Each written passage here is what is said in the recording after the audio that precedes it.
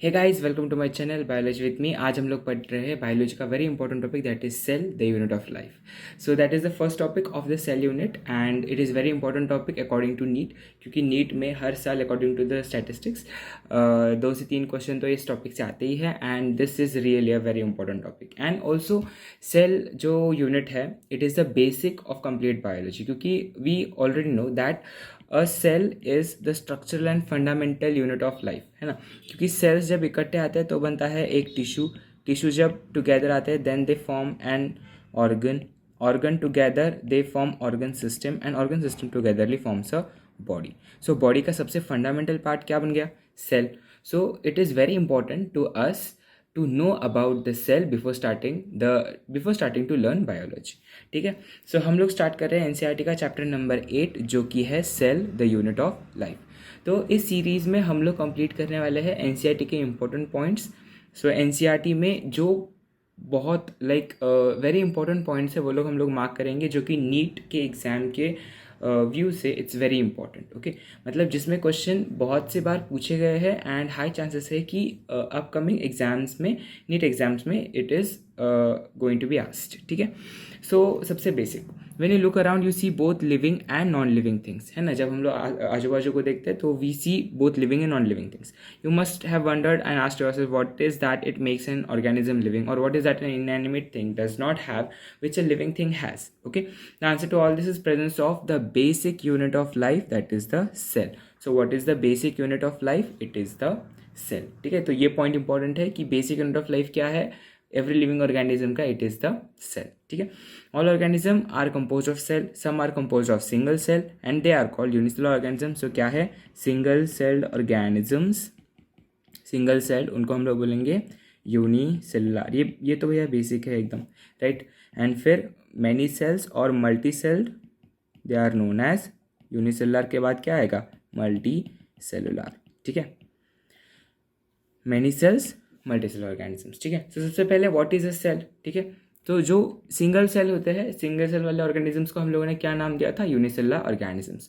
तो unicellular organisms they are capable of independent existence and performing the essential functions of life. देखो, जो single cell organisms है, यानी कि जो यूनिसेलुलर ऑर्गेनिजम्स है, दे आर कैपेबल ऑफ, एक तो वो इंडिपेंडेंटली एग्जिस्ट कर सकते हैं क्योंकि उनका पूरा जो बॉडी का स्ट्रक्चर है वो सिर्फ एक सेल के अंदर बना है, इसलिए वो एक सिंगल सेल इंडिपेंडेंटली भी रह सकता है। ठीक है, second thing, performing the essential functions of life. जैसे कि ह्यूमन बॉडी में अलग अलग ऑर्गन्स है, यूनिसेलुलर ऑर्गेनिजम्स में डिफरेंट डिफरेंट सेल्स होंगे क्या? बिल्कुल नहीं होंगे।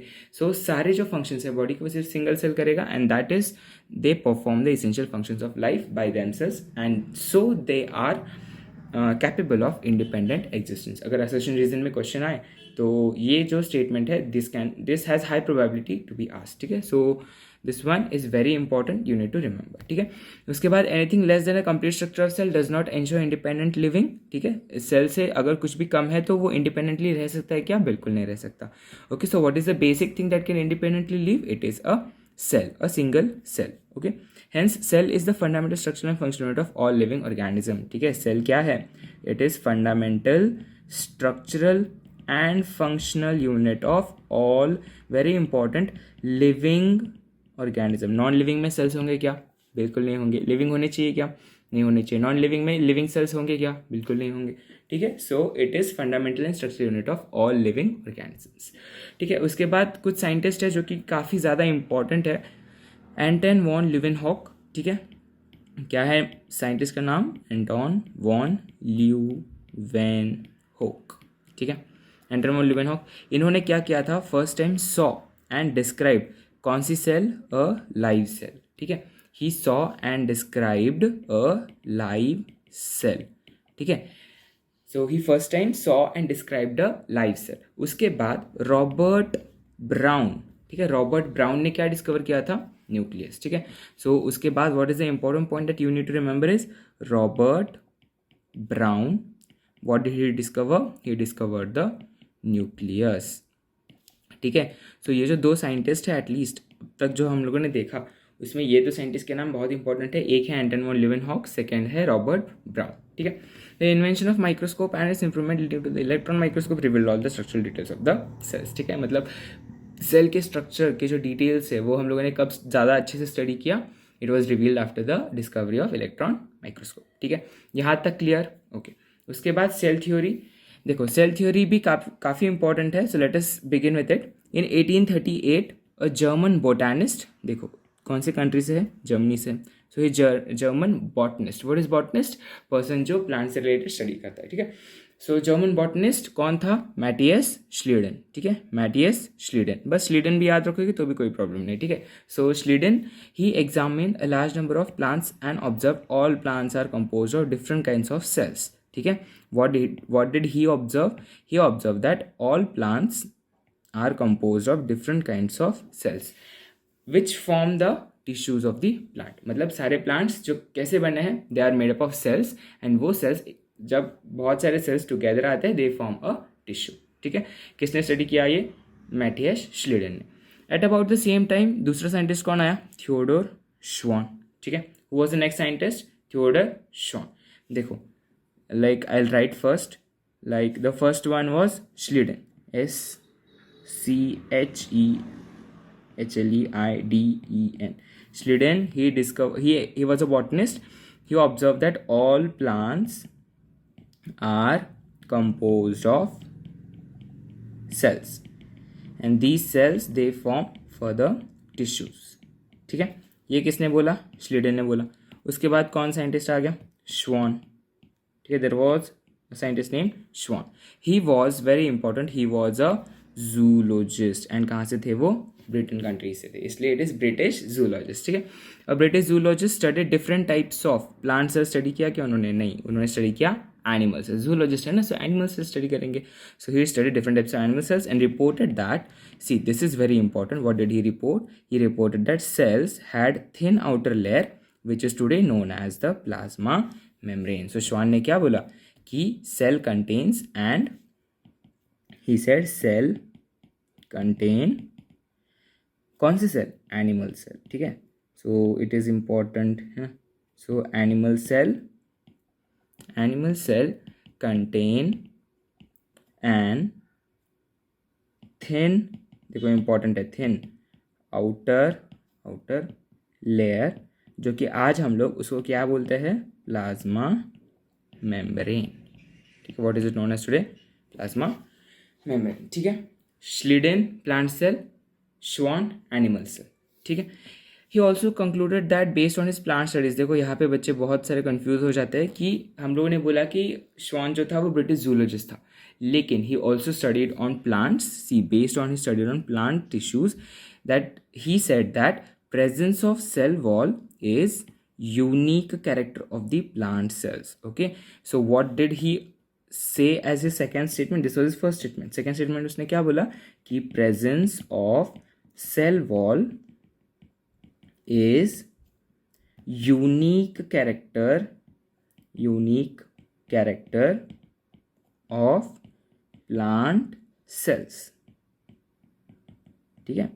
मतलब सेल वॉल जो है वो सिर्फ और सिर्फ प्लांट सेल्स में प्रेजेंट है. Animal cells do not have cell wall. ठीक है. उसके बाद after that see what happened. On the basis of this Schwann proposed hypothesis that bodies of animals and plants are composed of cells and products of cells. ठीक है. So very important, who proposed this? It was proposed by R Schwann. Okay. So Schwann ने क्या propose किया? He proposed a hypothesis. देखो फ़र्क है, आगे आप लोग कंफ्यूज ना होना. ठीक है. यहाँ पे हाइपोथेसिस की बात की है, सेल थ्योरी की बात नहीं हो रही है. ठीक है. Who formulated cell theory, formulation of cell theory अलग है एंड यहाँ पे जो हाइपोथेसिस दिया है वो अलग है. ठीक है. हाइपोथेसिस सिर्फ और सिर्फ श्वान ने दिया है, श्लीडन का उसमें कुछ नहीं है. ठीक है. सो श्वान ने क्या हाइपोथेसिस दिया? कि bodies of plants and animals are composed of cells. मतलब कैसे बने हैं? सेल से बने हैं. And products of cells. ठीक है. मतलब सेल से फॉर्म हुआ है. ठीक है. Products of sales. आ गई बात समझ में। श्वान ने क्या क्या बोला? सबसे पहले तो उसने बोला कि एनिमल सेल में जो है they have thin outer layer that is known as plasma membrane, ठीक है। उसके बाद उन्होंने सेकंड पॉइंट क्या बोला कि सेल वॉल जो है it is present only in plant cells. उसके बाद थर्ड क्या बोला? उन्होंने हाइपोथेसिस प्रपोज किया एंड दैट वाज कि bodies of plants and animals are composed of cells and they are products of cells. Composed of cells भी है, products of cells भी है, दोनों पॉइंट्स इंपॉर्टेंट है, ठीक है।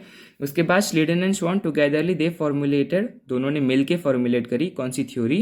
Are favourite cell theory. तो सेल थ्योरी जो है एक्सप्लेन नहीं कर रहा था कि न्यू सेल्स कैसे फॉर्म हुए, ठीक है। इसमें रिप्रोडक्शन का कुछ था क्या? नहीं। उन्होंने बस बोला था कि प्लांट सेल्स में, प्लांट बॉडीज में प्लांट सेल्स है, एनिमल बॉडीज में एनिमल सेल्स है। लेकिन this was a cell theory normally given, but how did the cells form that was not been explain. So वो किसने एक्सप्लेन किया? It was by another scientist that is Rudolf Virchow, ठीक है। Rudolf Virchow he first explained that cells divided and new cells are formed from pre-existing cells। उन्होंने क्या बोला कि जो नए सेल्स है वो उससे पहले वाले सेल से फॉर्म हो जाते हैं, ठीक है। So that is new cells are form from pre existing cells and उसको एक स्पेसिफिक नाम दिया उन्होंने that is omnis cellula e cellula. ये जो है omnis cellula e cellula this has a very great weightage in your NEET exam, ठीक है।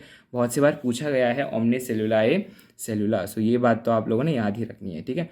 क्या याद रखना है? ओमनिस सेल्यूला ई सेल्यूले, ठीक है। किसने दिया था ये? This was proposed by Rudolf Virchow and what does this mean? That all the cells जो फॉर्म होते हैं they are formed from the pre existing cells, ठीक है। सो श्लीडन एंड श्वान ने सेल थ्योरी दी थी, ठीक है। अब इसने क्या किया? रुडोल्फ वर्चाउ ने क्या किया? ही मॉडिफाइड द हाइपोथेसिस, ठीक है। जो हाइपोथेसिस श्लीडन एंड श्वान ने मिला के प्रपोज करी थी उसको इन लोगों ने क्या किया? मॉडिफाई किया and he modified and he gave a new cell theory और he gave the old cell theory a final shape, ठीक है। मतलब उन्होंने मॉडिफिकेशंस लाए, उसको अपडेट किया एंड उन्होंने उसको पब्लिश कर दिया, ठीक है। So cell theory as understood today is, so what is the final shape of cell theory? That all living organism are composed of cells and products of cells, ठीक है। मतलब जो सेल जो हाइपोथेसिस किसने दिया था? ये all living organism are composed of cells and products of cells, ये हाइपोथेसिस जो थी एक्चुअली श्वान ने दिया था, ठीक है। लेकिन बाद में सेल थ्योरी किसने प्रपोज करी थी? श्लीडन श्वान ने मिल करके करी थी। फिर बाद में रुडोल्फ वर्चाउ ने इसको मॉडिफाई किया था। सो अब उसके दो पॉइंट्स क्या क्या है? एक है कि लिविंग ऑर्गेनिज्म जो है they composed of cells, second products of cells. One more point, all cells arise from pre existing cell. देखो सेकंड पॉइंट जो है वो क्लियरली किसका है? वर्चाउ साहब का है ना। Okay, so cell arise from pre existing cells and this is known as omnis cellula e cellule, ठीक है। यहाँ तक क्लियर? किसी को कोई doubt? Very good, okay. So उसके बाद हम लोग देखने वाले हैं एन ओवरव्यू ऑफ सेल, वो देखेंगे हम लोग नेक्स्ट वीडियो में। Thank you.